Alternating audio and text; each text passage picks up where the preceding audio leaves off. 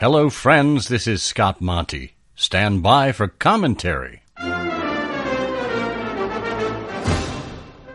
Welcome to the Full Monty, where you'll be exposed to commentary and analysis from the week's digital news. You give us 15 minutes, and we'll save you hours. And now, here's your host, Scott Monty. Hi, and welcome to the Full Monty, an audio companion to the newsletter of the same name. Each week, I pick one or two pressing issues and inject insight, opinion, maybe a little wit into this 15-minute show that's sure to give you a better sense of what's affecting the industry. Maybe you'll agree, maybe you won't, but I hope it makes you think.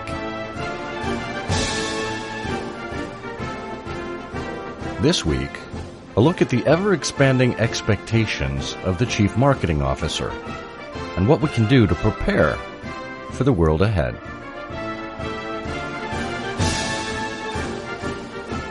The CMO of the future.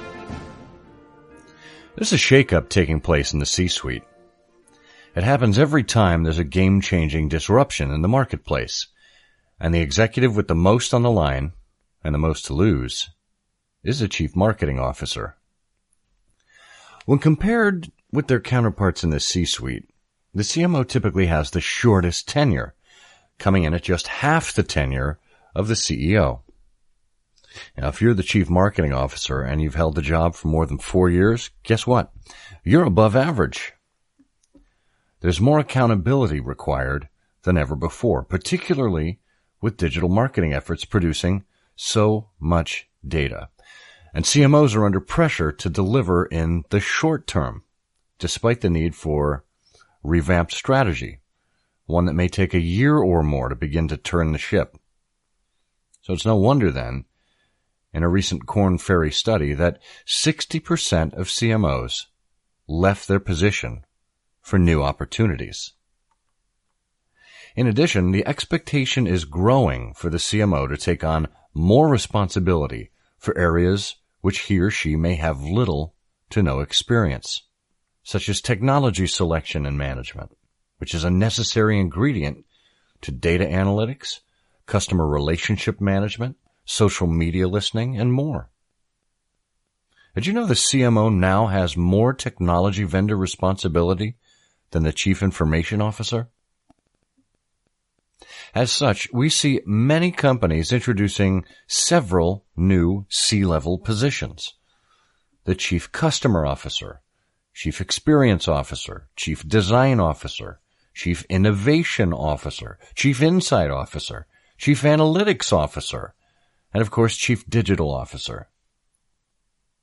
The threads running through all of these new positions are a piercing focus on customers, the imperative for companies to distinguish themselves on a basis of their customer experience, and a desire to better understand current, emerging, and future demand that will fuel innovation.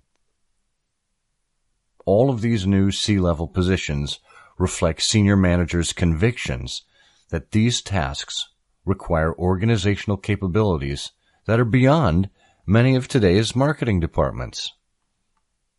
So let's take the Chief Customer Officer, or CCO. The CCO, for example, is charged with understanding and enhancing customer experience across the entire customer journey. This begins with a potential customer's awareness or need for desire for the service. It continues with his or her discovery of various companies' solutions. It, of course, includes lead generation, nurturing, and potential purchase. It incorporates customer service, ongoing engagement, and, of course, loyalty programs. And then it often includes collaboration efforts, co-creation, co-servicing, advocacy, things you do with customers.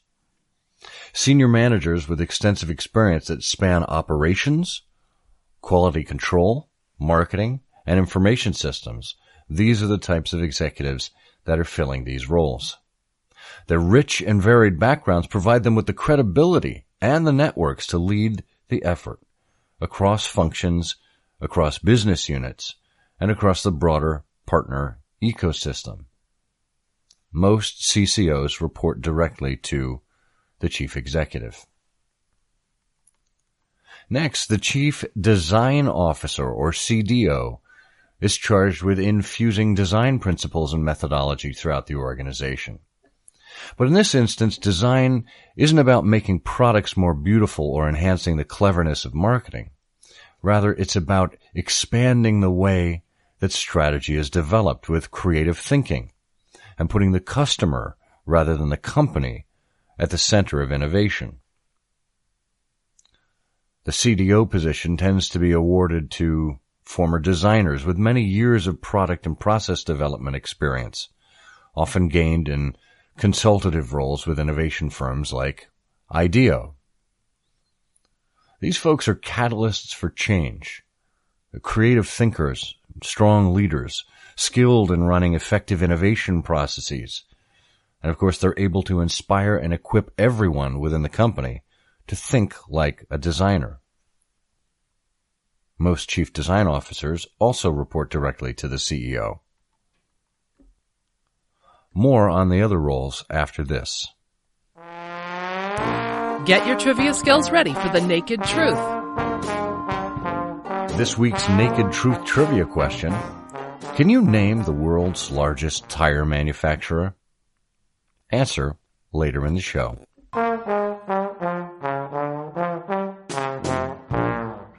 And now, page 2. We talked about Chief Customer Officers and Chief Design Officers. Now let's move on to the Chief Innovation Officer. This role is closely related to the Chief Design Officer, with responsibility for future generation of revenue and profits.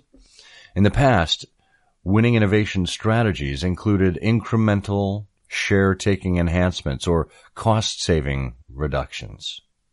Well, with the fat now out of the system, competition is coming from all four corners of the globe, and the half-life of business models is declining. So, companies must transform themselves into vibrant platforms upon which they can continually develop and test new products that have the potential to build or transform industries. Cultivation of purposeful networks of partners who share the costs, the risks, and the development of these offerings is central to this platform-based innovation strategy. Chief Innovation Officers often report to the head of R&D or directly to the CEO. In some instances, both the Chief Marketing Officer and the Chief Information Officer are accountable to the Chief Innovation Officer. And while it may feel like innovation is or should be squarely in the marketing department, there's a strong case to be made that innovation should be owned by a separate executive. Done properly, innovation is a cross-departmental exercise that necessarily sets its targets in the medium to long term. So, if innovation becomes a subset of the Chief Marketing Officer, the function might be subsumed by other priorities that are more closely aligned with this quarter's numbers. Now, the role of the Chief Insight Officer, or Chief Analytics Officer, or even the Chief Digital Officer, these reflect the growing importance of data and advanced analytics in companies' ability to offer a remarkable customer experience. See, the insight generated from data and analytics allows companies to prioritize consumers and predict what they may want or need next. And then, of course, design and deliver individualized customer interactions across the customer journey. Marketers are also able to test hypotheses about trends in their markets or categories or adjacent spaces and to evaluate their own marketing efforts. Solid executive leadership is required to fill this role, as this individual must be able to build broader analytics foundations than we currently have available in most companies. This includes putting new technology infrastructure and tools in place to gather this disparate data, coordinate the analytics efforts, and build consensus around the focus of business analytics throughout the organization, and being a champion and enabler of more data-driven, mindsets across departments. This person, of course, also has to be obsessed with customers and committed to driving business results. With all these new C-level titles, one might ask, is there even a need for a CMO in the C-suite any longer? The answer is absolutely. Not only could the CMO role morph into any of these roles with the prerequisite skills, it's actually essential that it evolves to include at least aspects of most of them. Let's give some thought to the role of the CMO of the future. For starters, we need to understand our customers thoroughly. Drawing upon big and small data, qualitative and quantitative information, and advanced analytics, we must be able to build a dynamic real-time context for our interactions. This is critical as relevance and even personalization is rapidly becoming essential to engagement, not to mention sales and advocacy and collaboration. We also need to be able to understand how our customers experience our brands at all stages of their journey with us. This is a dynamic proposition as preferences and brand impressions change with every touch a customer has with our brands. The evolving role also requires marketers to become experience architects. In other words, able to design and develop relevant experiences that'll intrigue, engage, perhaps delight our prospects and customers on an ongoing basis. This means stepping out of comfort zones and ensuring that every team member is familiar with and understands the customer experience, from high-level experience design right down to the details of each touch point. As we do so, we can become adept at experience design and with the basics of behavioral science. This means we'll be better suited to understand how to elicit target behavior, create habits around our brands. Knowing the ins and outs of marketing automation, of course, makes it possible for us to scale individualized communications across channels and then to incorporate those predictive analytics to choose what the next best action may be. And for that, there are state-of-the-art content marketing strategies, and social media engagement, and loyalty program design. Now, it's not enough to simply have a passing familiarity with these tools. Using them to build customer relationships is essential. Ultimate job security and satisfaction comes from our ability to transform key market segments into relationships with real people who feel a connection with us, and to be able to do so at scale. Now, this requires us to re-envision our role as marketers, to be trusted advisors rather than pushers of sales, and to value our customers as partners rather than as transactions. Building relationships is a collaborative venture. It involves managing and integrating multiple moving parts within our own organizations. Customer service, sales, web design, fulfillment, IT, e-commerce, and more. Each of these parts has to work together consistently to realize the customer experience differential. Finally, and this may be the most complicated part, we must remain curious experts, not experts who are blinded by their knowledge. As well as we may know our prospects and customers, we must do what Scott Bedbury once said: show up stupid, be forever curious. See, to be successful, it's helpful to always look with fresh eyes and force ourselves to continually ask potentially naive-sounding questions of our colleagues who may know our prospects and customers differently. Marketers need to get in the game now and take ownership of what is to be, rather than standing back allowing others to assume marketing's responsibilities. Understanding the new marketing toolkit, how these tools work together to create remarkable customer experiences. This will allow us to meet that challenge and take advantage of the opportunities in front of us and survive those C-suite shakeups. No one knows how the CMOs survive from year to year. They are execs who cash their checks but live in constant fear. They've all been to college but require the knowledge of architects mixed with design. The marketer's data is always in beta as the research points to combine. For it isn't one thing that they need to bring to the table to help them grow. They need more support. Their tenure is short. It's the modern CMO. We asked you who the world's largest tire manufacturer is. The answer isn't Michelin, Goodyear, or Firestone.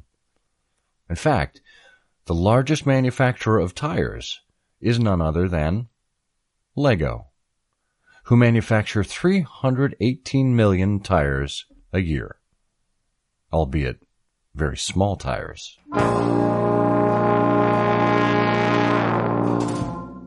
If you have a topic you'd like us to cover on this show, please get in touch with us. You can email us at fullmontyshow@scottmonty.com. And if you've enjoyed this series, please consider leaving a rating or review for us on iTunes, and perhaps become a patron and show your support at patreon.com/scottmonty.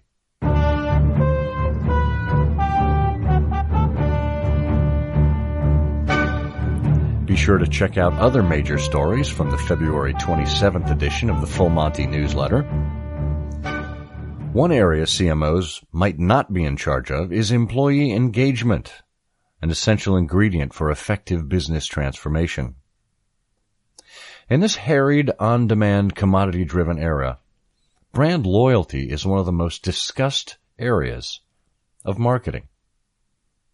What do you need to nail brand loyalty? It used to be convenience, price, or even service that was highly prized. Now, turns out it's trust.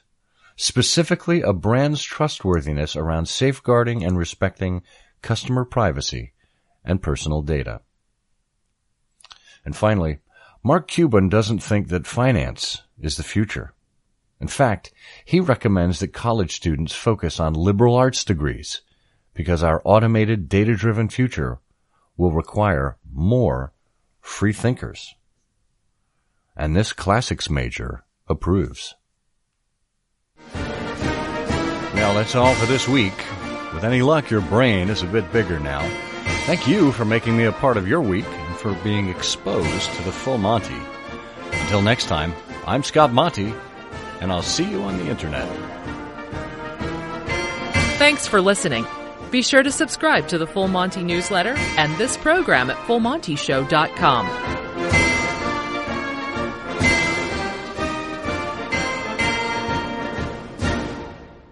Go west, young man.